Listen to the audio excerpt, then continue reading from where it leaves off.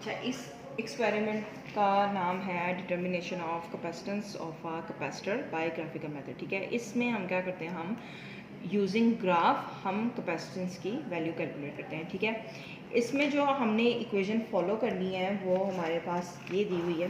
ठीक है, ये इक्वेशन नंबर 1, इक्वेशन नंबर 2 है, इसको हमने फॉलो करना है। ठीक है, और इसमें हमने क्या करना है, हमने इस सर्किट के थ्रू जो है ना वो वोल्टेज ड्रॉप चेक करना है। ठीक है, जब हम इस सारे सर्किट को, यहाँ वायर्स को हम इस सर्किट में प्लग इन करेंगे, जो हमारा वोल्टेज होगा वो 12 पे चला जाएगा। ठीक है, और हमने इसका वोल्टेज ड्रॉप जो है वो किन वैल्यूज़ पे चेक करना है, वो हमने 10, 9, 8, 7, 6, 5 इन वैल्यूज़ पर हमने इसका वोल्टेज ड्रॉप चेक करना है। ठीक है, अब हम सबसे पहले ये सर्किट जो है ना वो प्लग इन कर लेते हैं। सर्किट हमने कैसे प्लग करना है, आपने पाथ फॉलो करना है। ठीक है, पावर सप्लाई का पॉजिटिव जो है वो रेजिस्टेंस में जा रहा है, ये पावर सप्लाई का पॉजिटिव है, ये रेजिस्टेंस में कनेक्ट कर दिया। ठीक है, रेजिस्टेंस के बाद हम जा रहे हैं कैपेसिटर के पॉजिटिव टर्मिनल में, तो रेजिस्टेंस का एक टर्मिनल चला जाएगा कैपेसिटर के पॉजिटिव टर्मिनल में।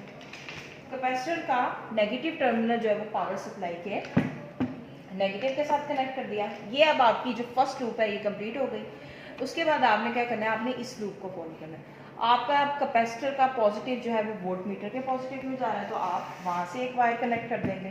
ठीक है, कैपेसिटर का पॉजिटिव जा रहा है वोल्ट मीटर के पॉजिटिव में, और कैपेसिटर का नेगेटिव जो है वो किधर जा रहा है, वोल्ट मीटर के नेगेटिव में। तो ये कैपेसिटर का नेगेटिव जो है वो वोल्ट मीटर के नेगेटिव में हमने कनेक्ट कर दिया। ठीक है, अब जब आप इसको कनेक्ट करोगे आप देखोगे कि आपका वोल्टेज जो है वो 12 पे चला गया। ठीक है, अब आपने इसमें वोल्टेज ड्रॉप चेक करना है। वोल्टेज ड्रॉप आपने किन वैल्यूज़ पे चेक करना है, ये वैल्यूज़ आपके सामने हैं। जब आपके पास वोल्टेज 12 से 10 पे जाएगा तब आपने इसका टाइम मेजर करना है, जब वो 12 से 9 पे जाएगा तब आपने इसका टाइम मेजर करना है। आपने ये सारी टाइम की वैल्यूज़ यहाँ पर लिख लेनी है। ठीक है, अब आपने ये कैसे करना है, आपने 12 से इसका वोल्टेज 10 पर लेकर आना है। वो आप कैसे करोगे, आप सर्किट को ब्रेक करोगे। पावर सप्लाई के पॉजिटिव टर्मिनल को जब मैं रिमूव करूंगी तो मेरा वोल्टेज ड्रॉप होने लग जाएगा। ठीक है, जब इसको दोबारा आप प्लग करोगे तो आपका वोल्टेज दोबारा 12 पे चला जाएगा। अब जैसे ही आपने सर्किट ब्रेक करना है, आपने स्टॉप वॉच को ऑन कर देना। ठीक है, अब आपने इसका वोल्टेज ड्रॉप चेक करना था 10 तक, तो 10 पे जो वोल्टेज ड्रॉप आ रहा है वो आ रहा है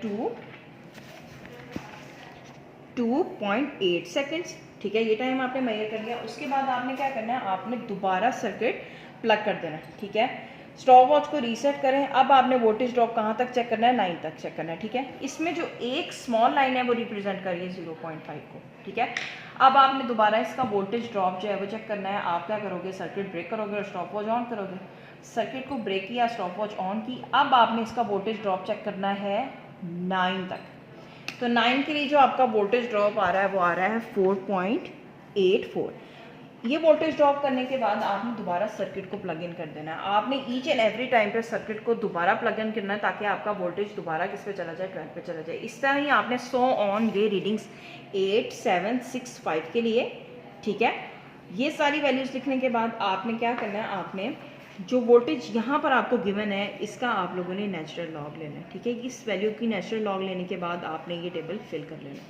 टेबल फिल करने के बाद आप क्या करते हो, आप इस इक्वेशन को y equals M X plus C के साथ कंपेयर करते हो। ठीक है, आपके पास जो है natural log of v equals to v not minus T by R C. अब अगर इसको हम स्ट्रेट लाइन की इक्वेशन के साथ मेजर करें तो इसमें उन्होंने सेकंड पॉइंट में ये चीज़ एक्सप्लेन की है कि plot a graph between natural log of v and t। इसका मतलब है कि इसका और इसका ग्राफ प्लॉट होगा, ये y पर प्लॉट हो जाएगा और ये x पर। ठीक है, अब आप ये देखो कि इस इक्वेशन में एक एडिशनल आपके पास चीज़ आ रही है। इसका मतलब है ये क्या है, ये इंटरसेप्ट है। जिस इक्वेशन में भी इंटरसेप्ट आ जाए वो कभी भी ओरिजिन से स्टार्ट नहीं होता, वो कहीं पर y को कट करेगा। ठीक है, आपने नेचुरल लॉग v को y पे प्लॉट कर दिया, टाइम को आपने x पे प्लॉट कर दिया, तो जो इसकी स्लोप आई वो किसके इक्वल आई, वो आई -1 बाय आर सी के इक्वल। अब हमने क्या करना था, हमने इस एक्सपेरिमेंट में ग्राफ के थ्रू कैपेसिटेंस की वैल्यू कैलकुलेट करनी थी। अब ये c को आप इसके साथ स्विच कर दें, c equals to -1 by R multiply by slope.